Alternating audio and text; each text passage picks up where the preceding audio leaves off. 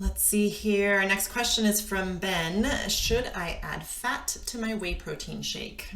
Ben says, "Hi, I love the podcast. I'm one of the 6 listeners. Here is my question. I'm wondering if the insulin spike from a post-workout whey shake can stall my weight loss. Should I add fat like heavy cream or coconut milk to the shake to blunt the insulin response? And if yes, how much? Or am I unable to burn that fat because of the spiked insulin, storing it as body fat instead?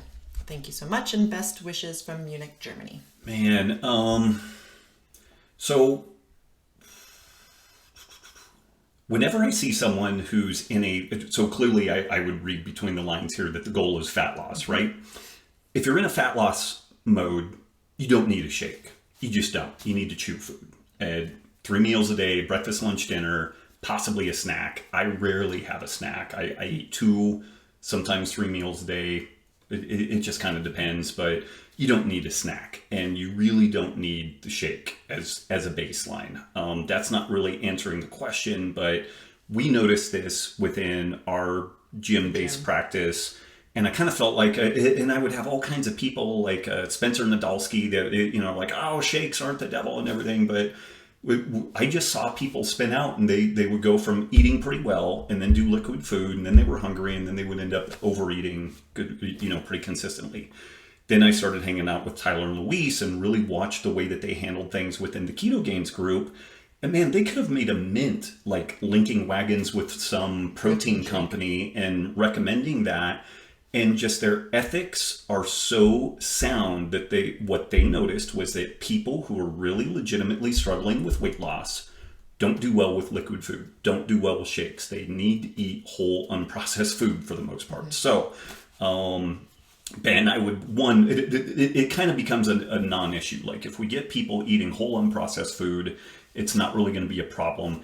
That said, in the context of like eating beef or whey protein and the subsequent insulin response from that, it doesn't matter in the grand scheme of things whether or not that's going to influence fat loss overall. That's still going to be driven by total caloric load, ultimately. And some of the things mixed into that, if we get, like in some people, and this is where some people tolerate more or fewer carbs, if we get a disproportionate insulin response to carbohydrates and we get a low blood sugar environment, then people are going to tend to want to eat more food. We tend to not see this when the insulin response is from protein. And this is another piece that's kind of interesting when people talk about like bodybuilding or recovery. Proteins do release insulin. And so you're not necessarily always in a completely low insulin environment, even though you're eating low carb. This gets borne out when you see the flip side of the crazy keto scene where people are limiting protein intake because they're freaked out about the insulin response to this whole thing. So I know that's kind of all over the place, but Ben, I would definitely ditch the shake. And once you get to a level of leanness that is fantastic, and you're training like absolute crazy such that 3 meals a day don't work, then dump a shake in. But I wish that shakes did as well as real food, but they just don't. And, it's another one of these things where we've really never recommended shakes here and there, specific situations. But yeah, so I think I beat that one to death. Okay.